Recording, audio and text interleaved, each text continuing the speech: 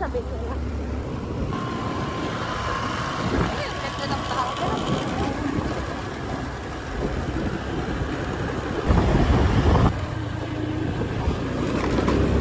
Para tayong nasa ibang bansa. Nasa New Zealand na kami, guys!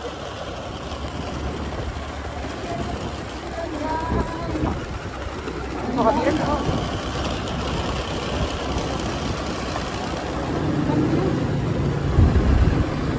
Guys, nandito na kami. Ito na lang na beach. Guys, nandito na kami sa my New Zealand. Tignan nyo yung background namin, guys. Ang ganda. Guys, oh, ito na yung dagat, guys. Nakita nyo ba yung dagat? Sunset Hill.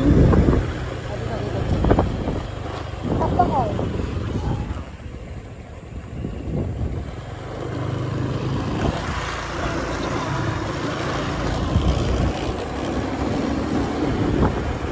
Ako po nagreklamo sila. Ba't kasi kayo sumunod sa amin? Oo nga.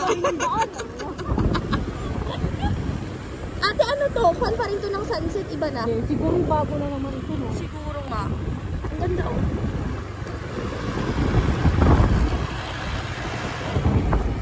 Doon naman, guys, na view bundok.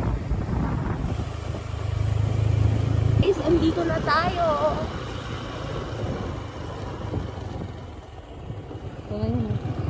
Dito na tayo, guys. Ay, akala ko si Warren. Akala ko si Warren. Yan. Oh, ang ganda ng tanawin, guys. Let's go! Dito na kaya sila? Ba't wala yung sasakyan? Hindi, ang daming tao. Ba't wala yung sasakyan? So, guys, ito na ang Valley Vista.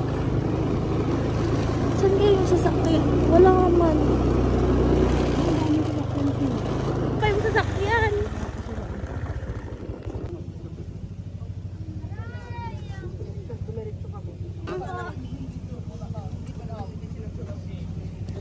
Nag-video ka? Hi ka. Pasend na lang po mamaya. Ay, kilala niyo naman ako. Come up, fighting. I hope I can jump off this cliff. Punong-puno ng pagmamahal.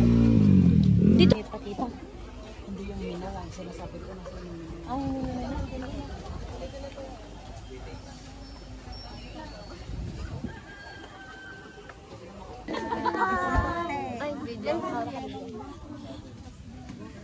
Hanggang dito ba naman nagtatakaw ka ng mayaman? ala, pwede din siya, oh. Parang pahinog na yan.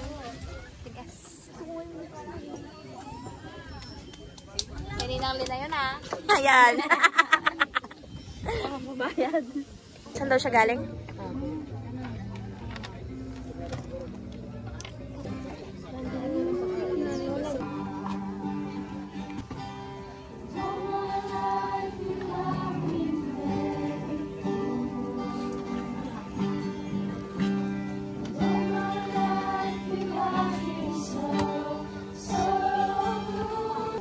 Kundi ang pangalan mo lang. Dayaw ka, i-bless mo Panginoong Diyos ang bawat isa na nandito. Lahat ba tayo ay new creation? Sa inyo ang hindi pa naniniwalang new creation Christian ka. Pagamat, alam naman siguro natin, siguro sabihin na lang natin, yes, I am a new creation Christian. Baka sa ating paniniwala lamang, hindi natin na-apply yung ibang will or ibang meaning ng new creation Christian. 2 Corinthians 6:14, do not be yoked together with unbelievers, for what do righteousness and wickedness have in common? Or what fellowship can light have with darkness? This is the differences between righteousness and unrighteousness. Light and darkness. So, yun yung mga differences nila. Jesus Christ and Belial, all si Satan. Yun yung pinaka main points niya. Hindi dahil we don't yoke to unbelievers, but we are emphasizing here the need for separation from the offense of God. Ibig sabihin, dapat nakaseparate na tayo sa hindi will ng Panginoon. Sa mga young people or music ministry, inaamin natin, kagabi, di ba, nandun tayo sa party? Di ba? Anong nakikita niyo doon sa place na yun? One. Sige, just tell me. Marami pong nagiinuman. Pangalawa. Pangalawa, worldly music. Masyadong makamundo. Pangatlo. Kunwari na itong pangatlo. Masyadong makamundo. Okay, Iwari, nagsalita na siya. Paano mo nasabi? Ay, parang mo daw nasabi. Kakaiba lang yung feeling. Parang kakaiba. Dapat meron kang pinaka-instinct kung baka ano yun, pinaka-specific kung bakit mo nasabing makamundo. Para alam mo. Ano doon? Parang bar. Kita daw yung cleavage. Parang bar na siya. How? Parang bar po. Parang bahay. Parang alam mo yung Hindi, siyempre may online. Alam mo, kung meron tayong isang example on that place, parang sabihin na lang natin Sodom and Gomorrah. Bakit kanya? Kasi Yung topic ka naman. ang daming sa tingin ninyo, nung gabing yon na nandoon kayo, ano ang pagkakaiba ninyo as Christian sa mga anino? Hindi umiinom. Kumakain. Ayaw namin. Kahit may raffle. Kahit may raffle, umaysa kami kasi ayaw mo namin. Pinagin na isang example lang. Parang doon ko lang kinuha yung example. Kasi dati, nung nasa Baguio ako nagtatrabaho ko, since ang Baguio social night, maraming ano siya. Parang na-appreciate ko yung mga live band. Since nung natanggap ko na si Jesus Christ, yung creation na ako, parang pag pumunta ako sa isang lugar na yon, hindi mo na siya ma-appreciate. Bakit? Kasi pag new creation ka na, pag naihalo ka sa mga unbelievers sa place na yon, mararamdaman mo sa sarili mo na kakaiba ka. Madidistinguish mo na that time yung new creation sa hindi. Watch out tayo doon. So, as a Christian, hindi naman natin maiiwasan na pumunta sa mga ganun lugar. Pero kung alam natin na yung pupuntahan natin is ganun, dapat hindi na tayo talaga pupunta. Since kagabi nga, hindi natin alam na ano bang meron doon. Kasi alam lang namin, pika-pika din doon. Bazaar. Pero since na nandun na tayo, so next time, kailangan ma-distinguish natin, kailangan maramdaman niyo sa sarili niyo pag nandun ka sa ibang lugar na gano'n. The Holy Spirit will convict you na hindi pala ito yung place dapat pumunta. Amen? Amen. Part of that is a new creation within us. Alam na ba kayo? Nabusog na ako sa harapan. Okay, 2 Corinthians 5:17, sabi niya doon, therefore, if anyone is in Christ, he is a Tapos sila pa. new creation. Sarap.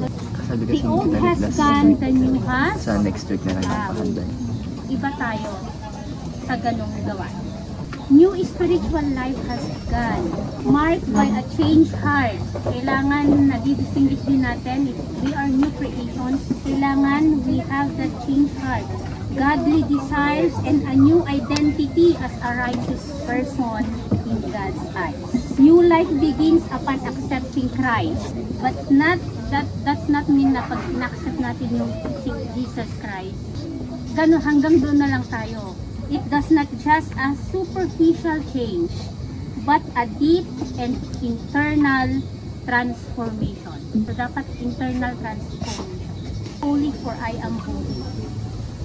Ibig sabihin, hindi natin kayang pantayan ng Panginoon sa pagkaka-holiness niya because He is a sovereign God. Pero sabi na dito, Christians should live holy lives, which means being set apart for God's possess, because God Himself is holy and calls believers to be holy in all their conduct. You shall be holy. Anong ibig sabihin ng you shall be holy doon? A command for God's people to live lives that are set apart, different, and dedicated to Him. The reason and motivation behind the command. Hindi ibig sabihin na sinabi nung that I am holy, maging holy ka din. Kasi nga hindi natin kayang tapatan yung pagiging sovereign ng Panginoon. But for I am holy, ibig sabihin, yun ay isang motivation behind that command. Ano yung motivation? Let's pray, Lord. Maraming salamat po sa gabing to. Salamat, Lord, sa mga pagkain po na sa amin. Makapagdawa, i-bless mo to and sanctify as we pray. Is good kayo po magbigay ng pagpapala, ng bendisyon, Lord, sa nag-provide na mga pagkain ito ng mga trees. Panginoon kayo po ang patuloy magpalit sa kanya ng pagpapala. Yan guys. Uwian na.